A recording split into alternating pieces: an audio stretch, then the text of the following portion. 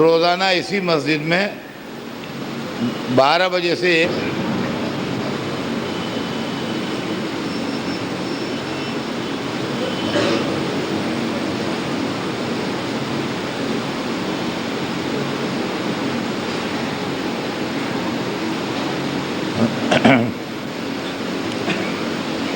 اعوذ باللہ السمیع العلیم من الشیطان اللعین الرجیم بسم اللہ الرحمن الرحیم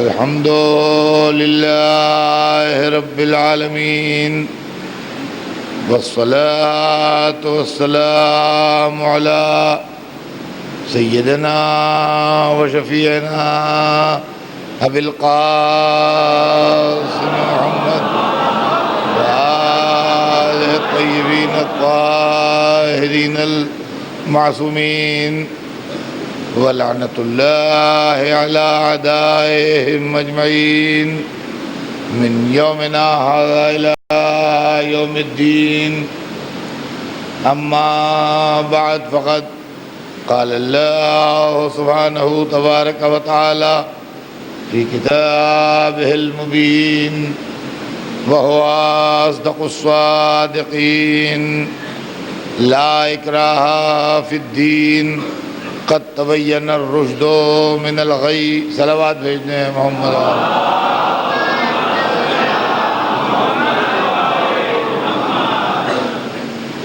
ارشاد اقدس جناب رب العزت ہے کہ دین کے معاملے میں کوئی جبر نہیں ہے، کوئی زبردستی اور زیادتی نہیں ہے. قد تبین الرشد من الغی، ہدایت کے راستے کو، نیکی اور اچھائی کے راستے کو برائی اور گمراہی کے راستے سے الگ کر کے بتایا جا چکا ہے. یہ بات واضح کر دی گئی ہے، کلیئر کر دی گئی ہے کہ اچھائیوں کا راستہ کیا ہے، ہدایت کا راستہ کیا ہے، اور برائیوں کا راستہ کیا ہے، گمراہی کا راستہ کیا ہے، ضلالت کا راستہ کیا ہے. عزیزان گرامی، جیسا کہ میں برابر آپ کی خدمت میں عرض کر رہا ہوں کہ میرا مقصود ان مجلسوں سے یہ ہے کہ میں ان غلط فہمیوں کو اور ان مس انڈرسٹینڈنگز کو جو اسلام کے تعلق سے مخالفین اسلام پیدا کر رہے ہیں، لوگوں کے دماغوں سے دور کروں. میرے اپنے بچے تو سنیں گے، لیکن دوسرے بھی اگر سنیں اور سوچیں اور انصاف سے کام لیں تو یہ بیان ان کے لیے بھی ہے اور اپنے گھر والوں کے لیے بھی ہے، مسلمانوں کے لیے بھی. اور اگر نان مسلم حضرات سوچنا چاہیں اور غور کرنا چاہیں تو وہ بھی اس مسئلے پر اگر کھلا دل و دماغ رکھتے ہوں تو سوچیں کہ اسلام کیا ہے اور سیاست کیا ہے. اور اگر بات ان کی سمجھ میں آ جائے تو پھر وہ سیاست کو اسلام کہنا چھوڑ دیں. چنانچہ میں نے کل آپ کی خدمت میں جو بات عرض کی وہ یہ تھی کہ مذہب کسی خاص علاقے یا کسی خاص گروہ یا کسی خاص زبان کے بولنے والوں کے واسطے نہیں ہے، بلکہ مذہب دیواریں اٹھانے کے لیے نہیں بلکہ دیواریں گرانے کے لیے آیا ہے. مذہب کا مقصد یہ نہیں ہے کہ ہم انسان کو انسان سے لڑائیں. مذہب کی اسپرٹ یہ نہیں ہے کہ ایک دوسرے کا خون بہائے.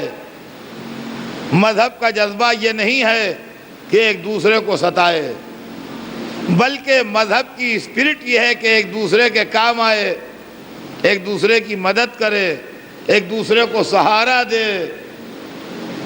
ایک دوسرے کا دوست بنے اور مل جل کے انسانیت کے کاز کو فروغ دیں. یہ اسپرٹ ہے مذہب کی. مذہب کا پیغام آفاقی ہے. مذہب کا پیغام پوری کائنات کے لیے ہے، صرف اس علاقے کے لیے یا اس علاقے کے لیے نہیں ہے. بعد میں لوگوں نے اپنے مقصد سے، سیاسی مقصد سے مذہبوں کو آپس میں لڑانے کے واسطے استعمال کیا. میں اس کی مثالیں کل دے چکا ہوں کہ معاملہ ذاتی ہوتا ہے لیکن اس کو ٹوئسٹ کر کے اور بگاڑ کے مذہبی بنا دیا جاتا ہے، اور عوام کی سمجھ میں یہ آتا ہے کہ مذہب کا معاملہ ہے جبکہ آدمی کا پرسنل معاملہ ہوتا ہے. چنانچہ میں نے آپ کو کل قرآن پاک کی وہ آواز سنائی جس میں اللہ نے تمام انسانوں کو ایڈریس کر کے ایھا الناس کہہ کے بتایا ہے کہ عزت کی بنیاد دولت یا طاقت یا شہرت یا خاندان یا رنگ یا نسل نہیں ہے، بلکہ انسان کا کردار اور اس کا تقوی اور اس کا خوف خدا، یہ اللہ کے یہاں عزت کی اور کرامت کی بنیاد ہے. آج تھوڑا بیان آگے بڑھے گا. سمندر کو اگر چھوٹا سا پانی کا تالاب فرض کر لیا جائے تو کتنی بڑی ٹریجڈی ہے. مذہب کے عالمی تصور کو، جس کے اندر کائنات کا، یونیورس کا کوئی ذرہ چھوٹا نہیں ہو، اس کو ہم اپنے گھر کی چار دیواری میں محدود کر لیں، کتنے غضب کی بات ہے. کیا یہ بات اچھی ہے اور کیا یہ بات صحیح ہے کہ مسلمان یہ تصور کرتا ہے کہ اللہ تو ہمارا ہے؟ اگر اللہ ہمارا ہے تو یہ دوسرے مخلوق جو نان مسلم ہیں یہ بندے کس کے ہیں؟ اللہ اگر ہمارا ہے، یہ ہمارا تصور یہ ہے. اللہ یعنی کوئی ہماری پراپرٹی. یہ اللہ ہماری پراپرٹی نہیں ہے، ہم اس کی پراپرٹی. اللہ ہماری جائیداد نہیں ہے، ہم اللہ کے بنائے ہوئے ہیں. اب دیکھیے مذہب کیا تصور پیش کرتا ہے، ہم نے کیا بنا دیا اس کو. میں آپ کو قرآن سے پروف دوں گا، ادھر ادھر سے نہیں. جہاں سے قرآن شروع ہوتا ہے، آج بہت سے لوگ جو اپنی مرضی سے، اپنے سیاسی مسالے سے قرآن کا انٹرپریشن کر رہے ہیں اور اس طرح کے مضامین اخباروں میں آیا کرتے ہیں کہ قرآن یہ سکھا رہا ہے اور قرآن وہ سکھا رہا ہے اور اس میں یہ آیت ہے اور اس میں وہ آیت ہے. انشاءاللہ زندگی رہی تو میں اس عشرے میں ان تمام آیتوں کو بھی ایکسپلین کروں گا کہ ہر آیت کا مطلب کیا ہے. اور جہاں جہاد کی بات کہی گئی ہے وہاں کا کون سا موقع ہے، اور جہاں لڑنے کی بات کہی گئی ہے وہ کون سا موقع ہے، اور جہاں ملنے کی بات کہی گئی ہے وہ کون سا موقع ہے. یہ سب میں آپ کو ایکسپلین کروں گا اس عشرے میں اگر زندگی رہی اور حالات نے اور وقت نے ساتھ دیا.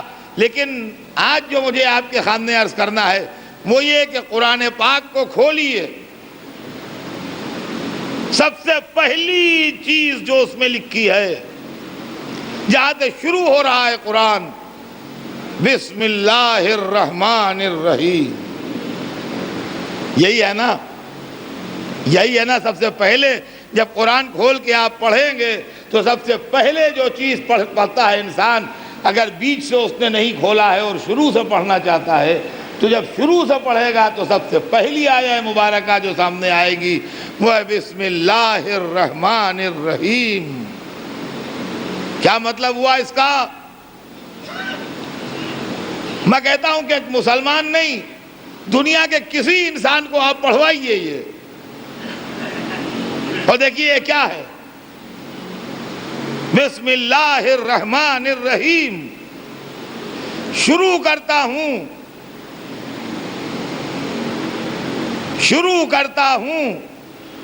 اس اللہ کے نام سے۔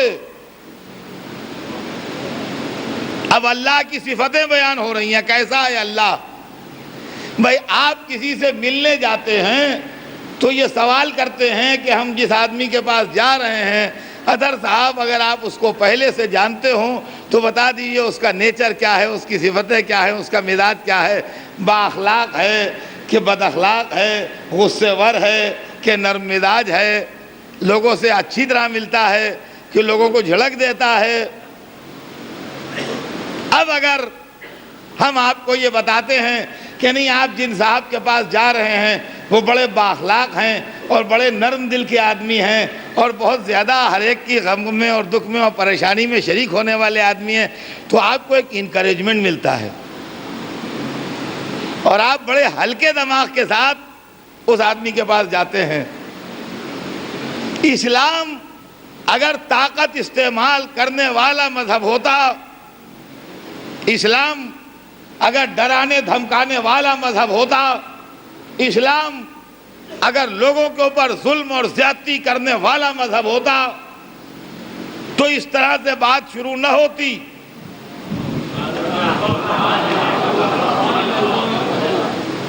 اب کیا کہہ رہا ہے اللہ؟ جو آدمی ابھی کچھ نہیں جانتا، قرآن کی پہلی آیت پڑھ رہا ہے، اس کو اللہ کا انٹروڈکشن کس طرح کرا رہا ہے قرآن، اس کو آپ دیکھیے۔ بسم اللہ الرحمن الرحیم، شروع کرتا ہوں اس اللہ کے نام سے جو رحمان ہے اور رحیم ہے، رحم و کرم کرنے والا ہے۔ دیکھیے یہ کہیں نہیں لکھا ہے قرآن میں کہ بسم اللہ الرحمن الرحیم للمسلمین، شروع کرتا ہوں اس اللہ کے نام سے جو رحمان و رحیم ہے مسلمانوں کے لیے۔ یہ نہیں کہیں لکھا، یہ کہیں نہیں لکھا ہے قرآن پاک کے اندر، کوئی ایسی آیت نہیں ہے کہ بسم اللہ الرحمن الرحیم للمسلمین، نہیں، تمام انسانوں کے لیے، دنیا کے سارے مخلوقات کے لیے وہ اللہ رحمان ہے اور رحیم ہے، اور اس کی سرکار سے جو کچھ بٹا وہ سب کو برابر سے بٹا۔ آنکھیں ملی تو سب کو ملی، کان ملے تو سب کو ملے، زبان ملی تو سب کو ملی، دل ملا تو سب کو ملا، دماغ ملا تو سب کو ملا، فکر ملی تو سب کو ملی، نظر ملی تو سب کو ملی، عقل ملی تو سب کو ملی، خیرت ملی تو سب کو ملی۔ اس نے بانٹا بھی برابر سے اور بلایا بھی برابر سے۔ جماعت کی صفوں میں بلایا تو آقا کے پہلو میں غلام کو کھڑا کر کے دکھایا کہ ڈسکرمنیشن نہیں ہے، اور حج میں بلایا تو ایک لباس میں بلایا۔ تم بادشاہ ہو یا فقیر، عالم ہو یا جاہل، سیٹھ ہو یا مزدور، ہماری سرکار میں ایک طرح آنا۔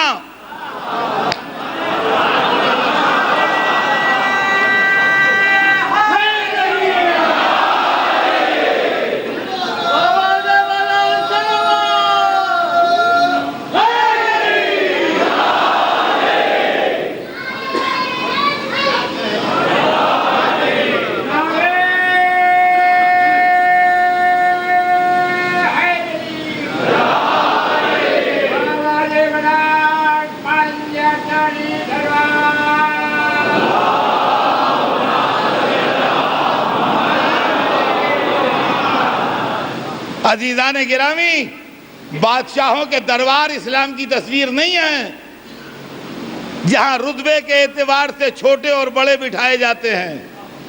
رئیسوں کی محفلیں اسلام کی تصویر نہیں ہیں جہاں مال و دولت کے اعتبار سے آدمی کی قدر و قیمت معین ہوتی ہے۔ نماز کی صفیں ہوں یا حج کا مجمع ہو، یہ بے شک اسلام کی تصویر ہے، اس لیے کہ نماز و حج اسلامی عبادتوں میں شامل ہیں۔ تو ہم شاہی درباروں کو اسلام نہیں کہیں گے، رئیسوں کی محفلوں کو اسلام نہیں کہیں گے، مگر نماز بے شک اسلام ہے، حج بے شک اسلام ہے۔ تو چاہے نماز میں آ کے دیکھ لو، چاہے حج میں جا کے دیکھ لو، شاہ و گدا کا امتیاز مٹ جاتا ہے۔ اب اسلام کو ریپرزینٹ کون کرے؟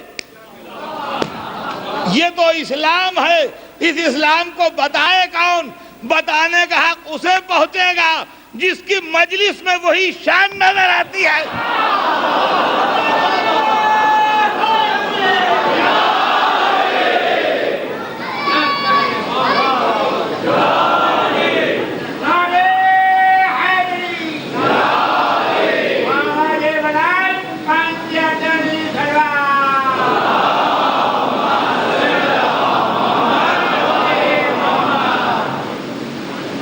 یا جماعت کی صفوں میں آپ کو امتیاز مٹتا دکھائی دے گا،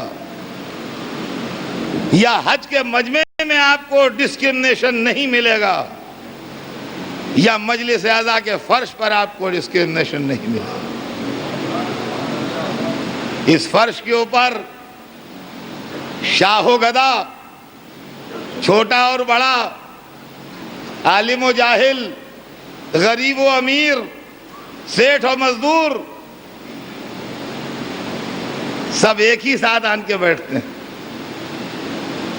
یہ ہے اسلام جس کے اندر فرق نہیں ہے۔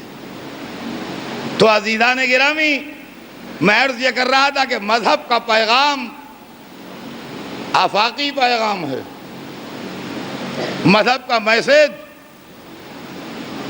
یونیورسل میسج ہے، گلوبل میسج ہے، کسی ایک کے لیے نہیں ہے۔ تو شروع ہوا قرآن بسم اللہ الرحمن الرحیم، شروع کرتا ہوں اس اللہ کے نام سے جو رحمان ہے اور رحیم ہے، رحم کرنے والا ہے، کرم کرنے والا ہے۔ اب آئیے دوسری آیت پڑھیے، الحمدللہ رب العالمین۔ یہی ہے نا؟ اب بسم اللہ الرحمن الرحیم کے بعد جو دوسری آیت آئی وہ یہ ہے کہ الحمدللہ رب العالمین، تمام تعریفیں ہیں، تمام ثنا و صفت، سارا پریز اس اللہ کے لیے ہے جو تمام عالموں کا پالنے والا ہے۔ دیکھا آپ نے، یہ آیت وہ ہے جس تک ابھی ہمارا علم نہیں پہنچا ہے۔ یہ آیت عجیب و غریب آیت ہے، حالانکہ پڑھتے ہم دن میں کئی دفعہ ہیں، اس لیے کہ یہ وہ سورہ ہے جو نماز میں پڑھنا واجب ہے، لہذا یہ سورہ ہر مسلمان کو زبانی یاد بھی ہے، ہر مسلمان کو واجب ہے کہ یہ سورہ اس کو یاد ہو، اس لیے کہ نماز اس پر واجب ہے۔ الحمدللہ رب العالمین، تمام تعریفیں اس اللہ کے لیے ہیں کہ جو تمام عالموں کا پالنے والا ہے۔ الحمدللہ رب المسلمین قرآن میں نہیں آیا کہ تمام تعریفیں اس اللہ کے لیے ہیں جو مسلمانوں کا پالنے والا ہے، نہ، مسلمانوں کا پالنے والا نہیں ہے، تمام عالموں کا پالنے والا ہے، تمام عالموں کا پالنے والا ہے۔ تو اس کا مطلب یہ ہے کہ اللہ کا رشتہ ہر بندے سے برابر ہے. اللہ کا رشتہ ہر بندے سے برابر ہے. اب جس بندے کا دل چاہے وہ اللہ کی طرف بڑھ کے اپنا رشتہ اس سے الگ سے بنا لے. الحمدللہ رب العالمین. اور میرے بس میں نہیں ہے، میرے پاس اتنی علم و لیاقت نہیں ہے کہ میں اس آیت کو ایکسپلین کر سکوں. اس لیے کہ یہ پوری کائنات جو ہے، یہ پوری یونیورس، یہ ایک عالم ہے. اور وہاں پلورل استعمال ہوا ہے، جمع، عالمین. اس کا مطلب یہ ہے کہ بہت سے عالم ہیں، جبھی تو پلورل استعمال ہوا ہے. ورنہ اگر ایک ہی عالم ہوتا تو کہا جاتا الحمدللہ رب العالم. تمام تعریفیں اس اللہ کے لیے ہیں جو عالم کا پالنے والا ہے.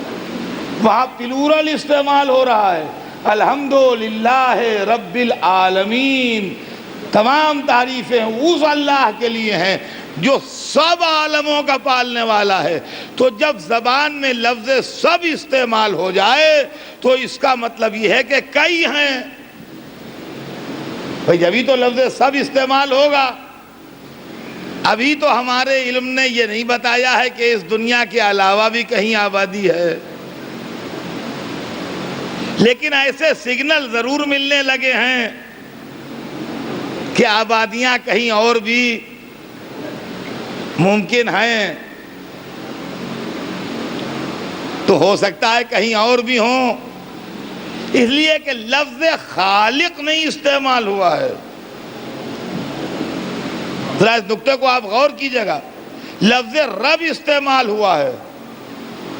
اگر یہ ہوتا کہ تمام تعریفیں اس اللہ کے لیے ہیں جو تمام عالموں کا خالق ہے تو ٹھیک ہے، اس نے 1500 بنا دیے، آدمی خالی اسی میں ہے. خالق ہونے سے فرق نہیں پڑتا، چاہے جگہ خالی ہو چاہے بھری بھی ہو. لیکن رب کا ترجمہ پالنے والا ہے.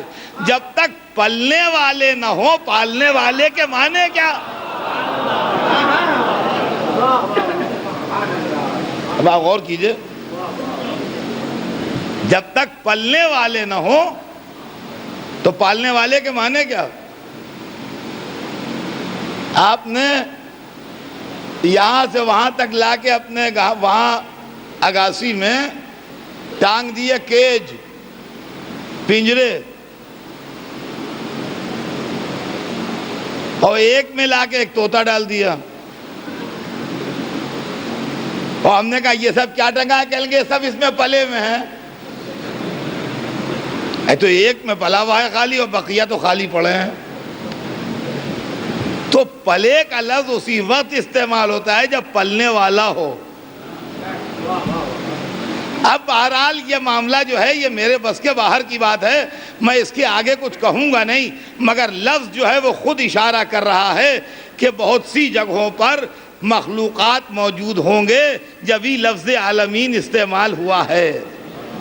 تو اسلام کا اللہ جو ہے، توجہ سنیے گا آپ، اسلام کا اللہ جو ہے وہ رب العالمین ہے، تمام عالموں کا رب ہے. اسلام کا رسول جو ہے، توجہ،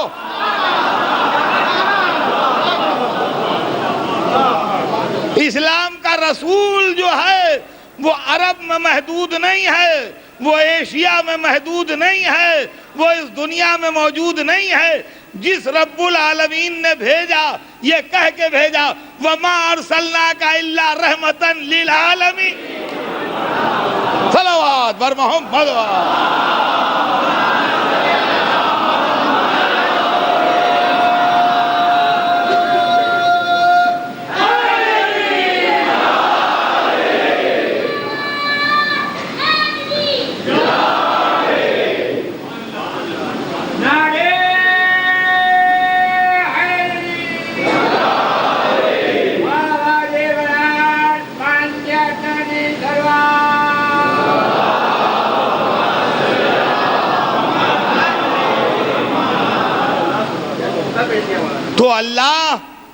رب العالمین، رسول رحمت للعالمین، یہ حضور سرور کائنات کے لیے ارشاد قرآن ہے کہ ہم نے آپ کو نہیں بھیجا مگر تمام عالموں کے لیے رحمت بنا کے۔ عزیزان گرامی، کیا غضب کی بات ہے! دل سنبھال کے سوچئے اور دل سنبھال کے غور کیجئے کہ جس کو اللہ نے قرآن جیسی علمی کتاب پڑھانے کے لیے بھیجا، اس کو غلط تعویل و تشریح کرنے والوں نے جاہل کا خطاب دیا، اور جس کو عالمین کے لیے رحمت بنا کے بھیجا، اس کو اس کا نام لے کے ملک گیری کرنے والوں نے دہشت گرد مذہب کا سربراہ بنا دیا۔ یہ کیا ہو رہا ہے دنیا میں، اور ہم کب تک چپ کے بیٹھے یہ سب دیکھتے رہیں اور سنتے رہیں؟ اب بات شخصیتوں سے بڑھ کے اصول کی آ گئی ہے۔ میں نے پرسوں رات کو ایک بات کہی تھی، کل جان بوجھ کے بھولا نہیں تھا، میں نے چھوڑ دیا اس بات کو کہ 24 گھنٹے نہیں 48 گھنٹے سوچ لیں لوگ۔ میں نے پرسوں بہت ابتدا کی تھی مجلس کی، چاند رات بھی نہیں تھی، مگر جیسا میں ہمیشہ 29 سے شروع کر دیتا ہوں اس لیے میں نے شروع کر دی تھی۔ تھوڑا سا مجمع تھا، اس میں نے ایک سوال اٹھایا تھا کہ کیا شخصیت پر نظام قربان کیا جانا چاہیے یا نظام پر شخصیت قربان کی جانا چاہیے؟ یعنی آرگنائزیشن کے اوپر ہم پرسن کو قربان کریں یا پرسن پر پورا آرگنائزیشن قربان کر دیا جائے؟ اب آج مجمع بھی آ چکا ہے، لوگ بھی آ چکے ہیں، وہی سوال میں نے پھر ریپیٹ کیا ہے، اس لیے کہ آج جس دور سے ہم گزر رہے ہیں یہ دور بڑا عجیب و غریب دور ہے۔ یہ دور اسلام کے لیے شاید ایسا زمانہ اس کے پہلے کبھی نہیں آیا تھا۔ خاص طور سے ہم لوگ جو ہندوستان میں رہتے ہیں، ہم نیشنل اور انٹرنیشنل دونوں سطح پر ٹارگٹ ہیں۔ جس ملک میں رہتے ہیں وہاں بھی بہتری نظریں پڑ رہی ہیں ہمارے اوپر کہ یہ کیا ہیں، اور انٹرنیشنل لیول کے اوپر جب دیکھا جائے تو چونکہ ہم مسلمان ہیں لہذا انٹرنیشنل لیول کے اوپر بھی ہم شک شبہے کی نظروں سے دیکھے جا رہے ہیں کہ یہ کون ہیں، یہ کیا ہیں، ان کا بیک گراؤنڈ کیا ہے، ان کے نظریات کیا ہیں، ان کے خیالات کیا ہیں۔ میں اس پورے پس منظر کے مقابلے میں اور اس پورے بیک گراؤنڈ کے مقابلے میں یہ کہہ کے مطمئن ہو جانے کا قائل نہیں ہوں کہ دشمنان اسلام کی سازشیں ہیں۔ یہ تو بہت معمولی سی بات ہو گئی، تو پھر آپ اس کے لیے کیا کر رہے ہیں؟ آپ نے کوئی انالیسس کی، آپ نے کوئی تجزیہ کیا، آپ نے کچھ کیا؟ اور دن بدن میں یہ محسوس کر رہا ہوں کہ حالات بہتری کی طرف نہیں بلکہ بدتری کی طرف جا رہے ہیں۔ حالات اچھائی کی طرف نہیں بلکہ بگاڑ کی طرف جا رہے ہیں۔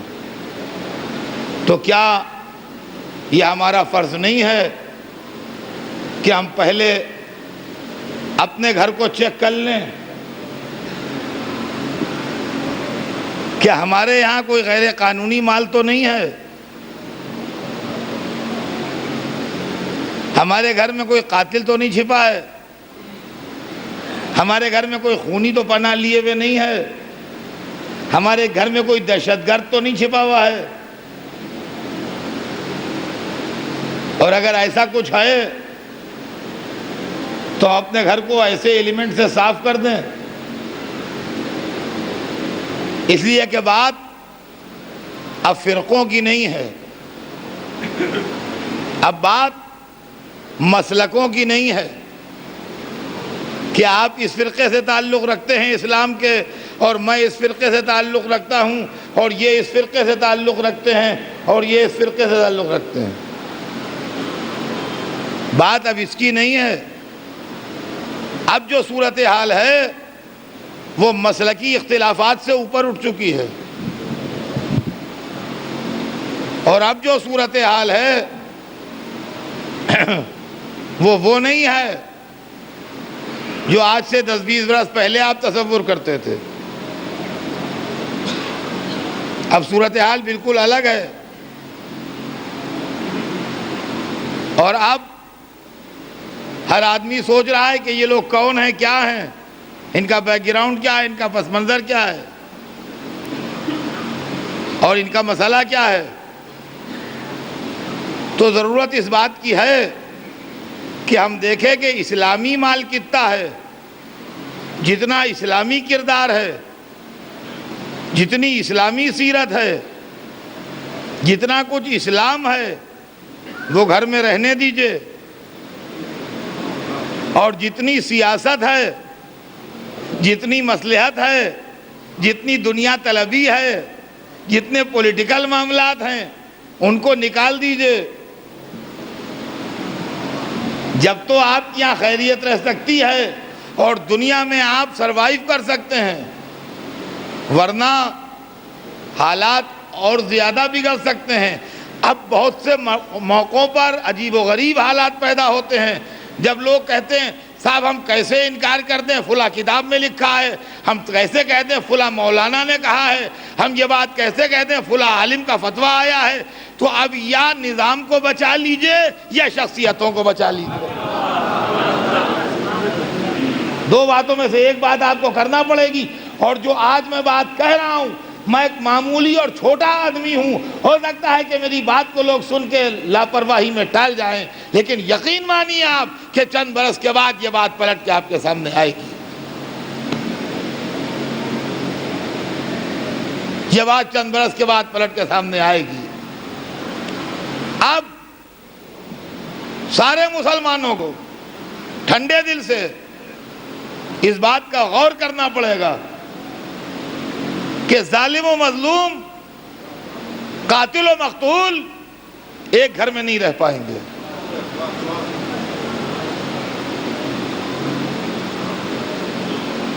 یہ نہیں ہو پائے گا. اب رہ گیا یہ کہ اس کے اندر کیسے ہوگا، کیا ہوگا، یہ علماء اسلام کا کام ہے کہ وہ سوچیں. لیکن اسلام کے نام پر جس نے جو کر دیا ہم نے ایکسپٹ کر لیا، یہ نہیں ہوگا. یہ نہیں ہوگا اور یہ نہیں ہونا چاہیے. اللہ رب العالمین ہے، رسول رحمت للعالمین ہیں. اسلام کی مرکزی عبادت گاہ جو ہے کون سی جگہ؟ خانہ کعبہ.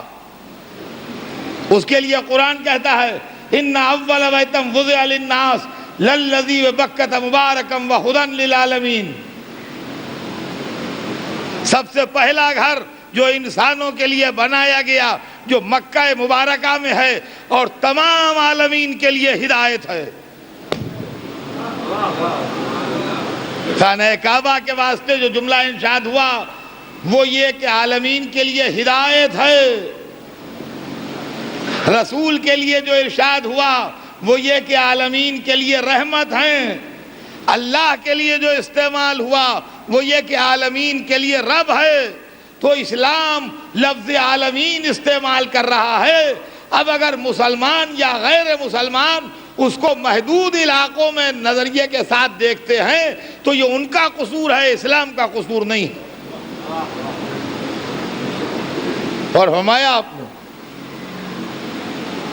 میں ایک ایک لفظ کی طرف توجہ چاہتا ہوں. آئیے اسلام کیا ہے؟ اسلام لڑانے کے واسطے اور لڑنے کے واسطے نہیں آیا ہے. سنیں لوگ جہاں جہاں میری آواز جا رہی ہے، خاص طور سے نوجوان لڑکے سنیں، اس لیے کہ ان کے سامنے بہت سے سوال آیا کرتے ہیں اس طرح کے.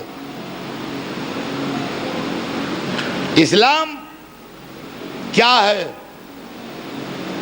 اسلام انسان کو انسان بنانے کا ایک مشن ہے جو اس وقت سے آیا جب سے اس دنیا میں انسان آیا.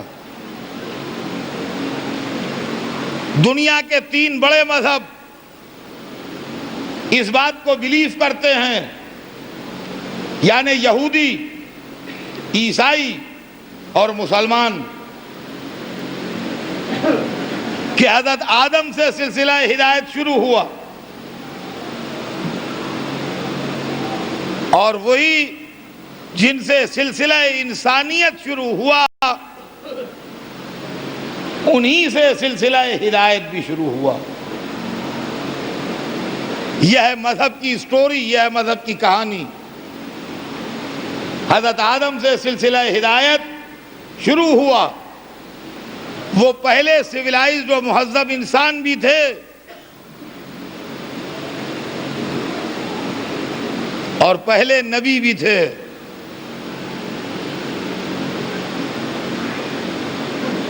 سلسلہ انہوں نے آگے بڑھایا تعلیم کا، اور ان کے بہت دنوں کے بعد ایک بہت بڑے نبی آئے جن کا نام جناب نوح تھا. انہوں نے آن کے انسانوں کو انسانیت کا سبق دیا، اور اس کے بعد پھر یہ سلسلہ چلتا رہا. پھر ایک اور بہت بڑے نبی آئے جن کا نام ابراہیم تھا، اور انہوں نے اسی مشن کو آگے بڑھایا. اسی نیا مشن نہیں، اسی مشن کو آگے بڑھایا. اور وہ مشن الہی مشن تھے. سب اللہ ہی نے حضرت آدم کو بھیجا، پھر اللہ ہی کے ریپرزنٹیٹیو زمین پر جناب نوح تھے، پھر اللہ ہی کے ریپرزنٹیٹیو زمین پر جناب ابراہیم تھے. یہ جناب ابراہیم 3 مذہبوں کی نظر میں محترم ہیں. یہودی بھی ان کو محترم مانتے ہیں، عیسائی بھی ان کو محترم مانتے ہیں، اور مسلمان بھی ان کو محترم مانتے ہیں. اس لیے کہ ان تینوں مذہبوں کے جو سربراہ ہیں اور بڑے لوگ ہیں وہ تینوں حضرت ابراہیم ہی کی ڈائریکٹ نسل سے ہیں. یعنی جناب موسیٰ بھی حضرت ابراہیم کے نسل سے ہیں، جناب عیسیٰ بھی، ان کی والدہ جناب مریم جو تھیں وہ جناب ابراہیم ہی کی نسل سے تھیں، اور حضور سرور کائنات بھی جناب ابراہیم ہی.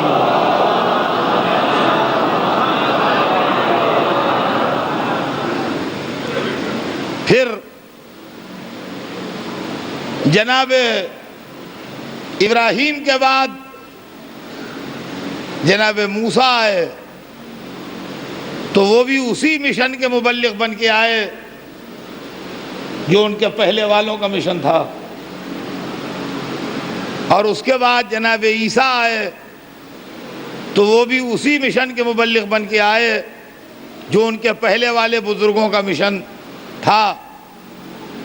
یعنی انسانوں کو انسانیت کی تعلیم دینا، انسانوں کو انسان بنانا، تعصب کی دیواریں گرانا، دنیا میں نیکی اور اچھائی کا پرچار کرنا، یہی مشن تھا جس کے لیے سب لوگ، یہ بزرگ جن کے میں نے اسماء گرامی لیے، یہ سب اسی ایک مشن کے لیے آئے. اور سب کے آخر میں آج سے 1400 برس پہلے جو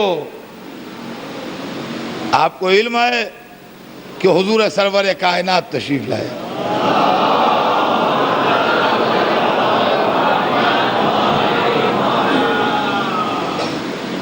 وہ بھی اسی مشن کے مبلغ تھے جس مشن کے مبلغ ان کے پہلے والے بزرگ یعنی جناب عیسیٰ ہو، جناب موسیٰ ہو، جناب ابراہیم ہو، جناب آدم، جناب نوح وغیرہ تھے، وہ اسی مشن کے مبلغ تھے۔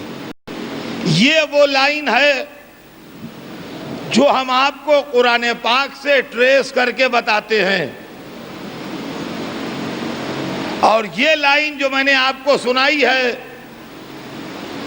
یہ لائن کو اگر آپ کہیں گے پروف دیجئے، تو قرآن پاک کی آیتیں میرے پاس ہیں۔ میں حضرت آدم سے لے کے ان سب بزرگوں کے نبوت کے ثبوت آسمانی کتاب قرآن پاک کے ذریعے پیش کر سکتا ہوں، اس لیے کہ ان سب بزرگوں کا نام قرآن پاک کے اندر کلیئرلی مینشن ہے اور بیان کیا گیا ہے۔ اب اس کے علاوہ وہ تمام علاقے جن میں ہندوستان کا علاقہ بھی شامل ہے اور چین کا علاقہ بھی شامل ہے اور دنیا کے دوسرے علاقے بھی شامل ہیں جہاں جہاں انسانی آبادی رہی، تو اکثر و بیشتر لوگ سوال کرتے ہیں کہ کیا سارے رہبر اور سارے پیشوا سیریا سے لے کے اور مصر سے لے کے اور مکے تک آئے، اسی علاقے میں آئے، اسی بیلٹ میں آئے اور کہیں کوئی نہیں آیا؟ تو ایسا نہیں ہے۔ جس بیلٹ میں رسول اللہ آئے تھے، جس علاقے میں، اس کے اور اس کے آس پاس کی علاقے کی ہسٹری قرآن نے ہمیں بتا دی۔ بقیہ جو علاقے تھے ان کے لیے ایک جنرل بات بتائی جس سے ہمیں روشنی ملی مذہب کے متعلق، چاہے وہ ہندوستان ہو یا افغانستان ہو یا ایران ہو یا چین ہو یا جاپان ہو یا اور دوسرے علاقے ہوں یورپ کے پہلے ادھر کے، ان سب علاقوں کے لیے قرآن نے ایک جنرل آیت بھیجی، انما انت منذر ولکل قوم ہاد۔ یہ قرآن پاک کی وہ آیت ہے جس سے دنیا کے ہر علاقے میں اللہ کے بھیجے ہوئے رہبر کا ثبوت ملتا ہے۔ انما انت منذر ولکل قوم ہاد، اے حبیب ہم نے تم کو ڈرانے والا بنا کے بھیجا اور ہم نے ہر قوم کے لیے ہادی بھیجا۔ تو اب ہادی ہندوستان میں بھی آئے، ہادی چین میں بھی آئے، ہادی ایران میں بھی آئے، جہاں جہاں انسانی وجود تھا وہاں وہاں اللہ نے ہادی بھیجے۔ اب یہ جو نام لیے جاتے ہیں، کیا یہ وہی ہادی تھے یا نہیں تھے؟ اس کے لیے ہم کو یہ بتایا گیا ہے کہ تم اس مسئلے میں خاموش رہو، اس لیے کہ ممکن ہے کہ یہ وہی ہادی ہوں جن کو اللہ نے بھیجا ہو، اور ممکن ہے کہ وہ ایسے ہوں جنہیں پبلک نے بنایا ہو۔ اب تمہیں نہیں معلوم، اتنے دنوں پرانی بات ہے، لیکن ہم کو دوسروں کے رہبروں کو برا کہنے سے منع کیا گیا ہے۔ دیکھیے، اسلام وہ روادار دین ہے جو کسی مذہب کے رہنما کی برائی کو روکتا ہے۔ وہ لوگ جو رسول اسلام پر کمنٹ کرتے ہیں ولگر، اور اسلام پر ولگر کمنٹ کرتے ہیں، کبھی ان کو سوچنا چاہیے ہے کہ وہ کس سے بات کر رہے ہیں۔ اسلام وہ دین ہے جس کے اندر قرآن میں یہ بات کہی گئی ہے کہ کسی کے رہبر کو برا نہ کہو، ان کا احترام کرو۔ تو ہمارے واسطے جن کو ہندو رہبر مانتے ہیں یا جن کو پارسی رہبر مانتے ہیں یا جن کو بدھسٹ رہبر مانتے ہیں یا جن کو جینیز رہبر مانتے ہیں یا دنیا کی اور قوموں میں جس کو جو رہبر مانتا ہو، ہم کو منع کیا گیا ہے کہ ان لوگوں کا جب تذکرہ آئے تو ان کے لیے کوئی نامناسب اور کوئی غلط کمنٹ آپ کی زبان سے نہ نکلے اور آپ ان کا احترام کیجیے۔ اب رہ گیا یہ کہ یہ معاملہ کہ یہ وہی تھے جنہیں اللہ نے بنایا تھا یا وہ نہیں تھے، یہ آپ اللہ پر چھوڑیے، وہ جانے خدا نہیں۔ لیکن یہ ہے اسلام کی تعلیم اور یہ ہے اسلام کا دیا ہوا سبق۔ عزیزان گرامی، میں جانتا ہوں کہ یہ موضوع بڑا اہم ہے اور یہ منزل بہ منزل آگے بڑھ کے عجیب و غریب ٹرن لے لے گا۔ آگے بڑھ کے آپ دیکھیے گا کہ اسلام کے دو چہرے جب آپ کے سامنے آنے لگیں گے تو آپ کی سمجھ میں آئے گا کہ یہ اسلام ہے کہ یہ اسلام ہے۔ ابھی تو صرف میں نے اتنا سنایا ہے آپ کو کہ آخر میں وہ رہبر آئے جو اس پورے سلسلے کی کڑیاں میں نے آپ کو سنا کے انہوں نے انسانوں کو انسان بنانے کا آخری میسج دیا۔ لیکن کتنی بڑی ٹریجڈی ہے اور کتنے بڑے غم کی بات ہے کہ ان کے دنیا سے گئے کو 50 برس نہیں ہوئے تھے،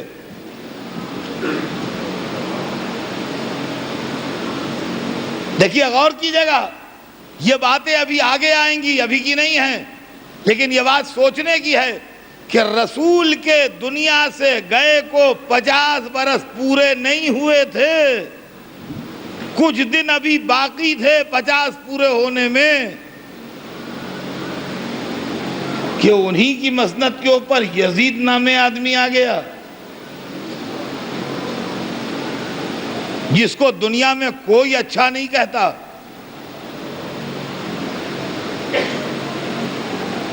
یہ ذاتی برائی اچھائی کی بات نہیں ہے، رسول کے دنیا سے گئے کو 50 برس نہیں گزرے تھے کہ ان کی مسند پر یزید نامے آدمی آ گیا جس کی سیرت، جس کا کردار، جس کا عمل، جس کی زندگی اسلام سے بہت دور تھی۔ یہ اسلام کے ساتھ کیا بہت بڑی ٹریجڈی نہیں ہے؟ جو تخت اقتدار پر بیٹھا ہے دنیا اسی کو دیکھ کے سمجھے گی کہ اسلام یہ ہے، اور وہ اسلام سے کوسوں دور ہے۔ تو عزیزان گرامی، کلیجہ تھام کے بات کو جی کڑا کر کے کچھ منہ سے بولیے تو صحیح کہ تخت اقتدار اسلامی پر رسول کے 50 برس کے اندر ایسا آدمی آیا جس کا اسلام سے دور کا واسطہ نہیں تھا، جس کے نتیجے میں رسول کے نواسے نے کھڑے ہو کے اپنے 72 ساتھیوں کے ساتھ پروٹیسٹ کیا اور اپنی جان دے دی، لیکن ایسا پروٹیسٹ کیا کہ صبح قیامت تک کے لیے وہ واقعہ امر ہو گیا۔ اب سمجھ میں آتا ہے کہ حسین لاؤ لشکر لے کے کیوں نہ نکلے، ان کو یزید کو ایک دن کے لیے نہیں مارنا تھا، ان کو یزید کو قیامت تک کے لیے مار ڈالنا تھا۔ دیکھیے، ایک ہے یزید پرسن اور ایک ہے یزیدیت، وہ فکر۔ حسین یزید سے نہیں لڑ رہے تھے، یزیدیت سے لڑ رہے تھے۔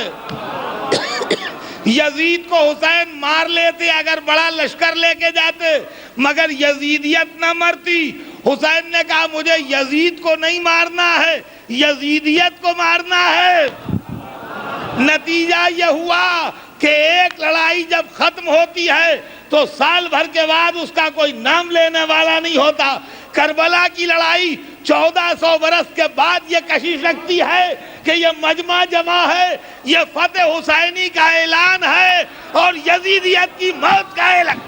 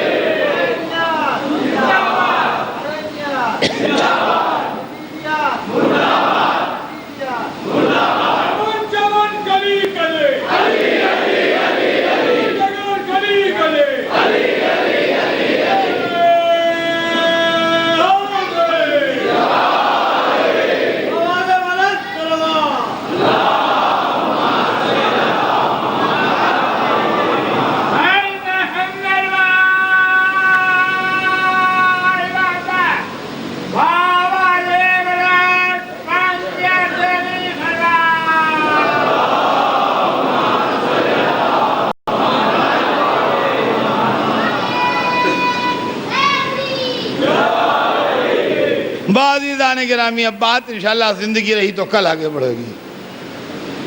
آج صرف اتنا کہ حسین نے جو مظلومی سے جان دی، یہ صرف حسین ہی کے بس میں تھا اور کسی کے بس میں تھا نہیں۔ وہ عظمت جو حسین کو حاصل تھی کسی کے پاس نہ تھی، وہ خاندان جو حسین کا تھا وہ کسی کے پاس نہ تھا، وہ کردار جو حسین کا تھا وہ کسی کے پاس نہ تھا، وہ لشکر جو حسین کے پاس تھا وہ کسی کے پاس نہ تھا۔ آپ آدمی جمع کر لیجئے، گنتی بڑھ جائے گی، 1 لاکھ کا لشکر نہیں 10 لاکھ کا لشکر ہو سکتا ہے، 10 لاکھ کا لشکر نہیں 50 لاکھ کا لشکر ہو سکتا ہے، کوئی مسئلہ نہیں ہے۔ سروں کی گنتی بڑھتی رہتی ہے، فگر بڑھتی رہتی ہے، لیکن کروڑوں کے لشکر میں کوئی شبیہ پیغمبر بھی ہو سکتا ہے، کوئی تصویر حیدر کرار بھی ہو سکتا ہے، کوئی یادگار حسن بھی ہو سکتا ہے۔ حسین کے زمانے میں وہ باغ بالکل تیار ہو گیا تھا جس کو قربانی کے واسطے محمد لگا کے گئے تھے۔ میر انیس نے کیا خوب کہا ہے کہ وہ باغ جو خود لگا کے گئے تھے جسے رسول، وہ باغ خود لگا کے گئے تھے جسے رسول ماہ اذا کے عشرہ اول میں لٹ گیا، وہ باغیوں کے ہاتھ سے جنگل میں لٹ گیا۔ فاطمہ کا گھر ایک دوپہر میں برباد ہو گیا، نہ عباس رہے، نہ علی اکبر، نہ علی اصغر رہے، نہ قاسم، نہ محمد۔ عزیزان گرامی، آج دوسری رات آ گئی محرم کی، کل دوسری تاریخ ہے۔ حسین کل زمین کربلا پر پہنچنے والے ہیں۔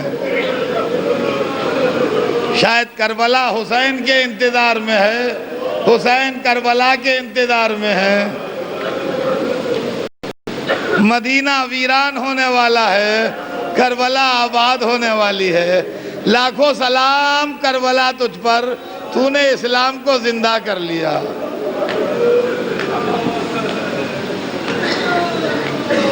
دوسری محرم کو کربلا پہنچ گئے، خیمے لگ گئے، قافلہ 9 دن کربلا میں ٹھہرا رہا، 7ویں سے پانی بند ہو گیا۔ عاشور کی رات عبادت خدا میں بسر ہوئی، عاشور کے دن قربانی کا بازار گرم ہو گیا۔ صبح سے لے کے شام تک نبی کا نواسہ لاشیں اٹھاتا رہا، شکر کے سجدے کرتا رہا۔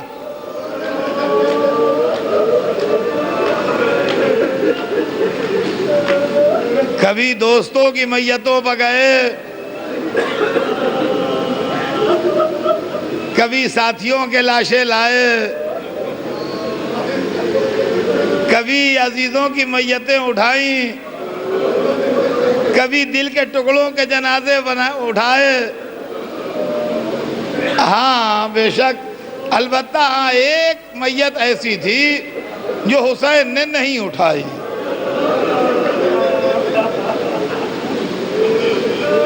اور آپ کو معلوم ہے وہ کس کی میت تھی؟ جس نے زندگی بھر خدمت کی تھی، جس نے کبھی اپنے کو بھائی نہیں کہا تھا بلکہ ہمیشہ غلام کہا تھا۔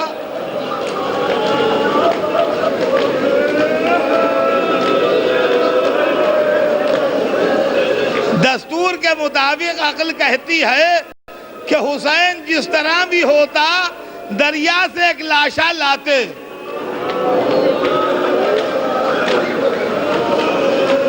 مگر شاید جس نے زندگی بھر خدمت کی تھی اس نے یہ گوارا نہ کیا کہ حسین یہ خدمت کرے کہ آقا میرا جنازہ خیمے میں نہ لے جائیے گا، مجھے سکینہ سے شرم آتی ہے۔ بس میرے دوستو، 2 ہی میتیں نہ اٹھی، ایک عباس کی میت نہ اٹھی، ایک حسین کی میت نہ اٹھی، 2 مقتل میں میتیں پڑی رہی۔ واہ حسینہ واہ مظلوما